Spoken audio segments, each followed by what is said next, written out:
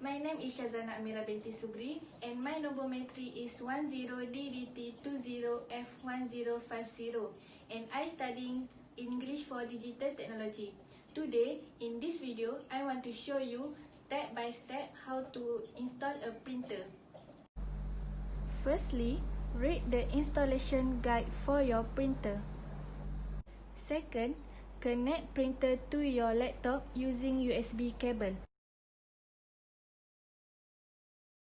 And plug in your printer into electrical outlet.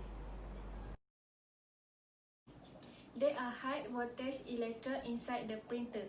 Make sure you have turned off the power switch is not using. Third, press the power button on and the power light comes on.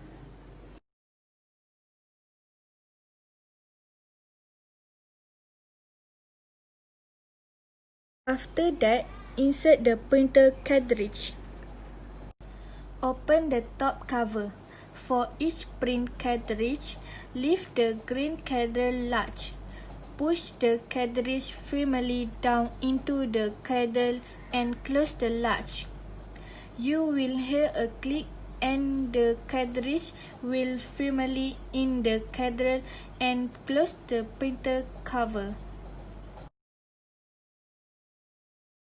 Don't shake the cartridge after opening the packages or in melee. Locate the printer sitting on your laptop. Next, look for the option to add a printer. Then, follow the instructions that appear.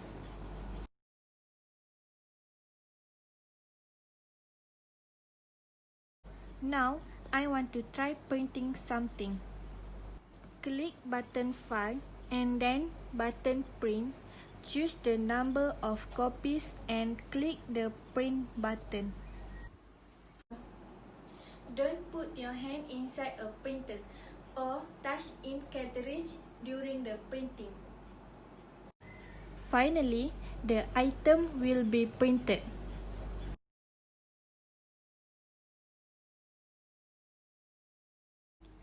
After you have just used the printer, some internal parts of this printer will be very hot. When you open the top or back cover of the printer, don't touch these two inside printer. That's the way on how to install a printer. Thank you for watching guys. Bye!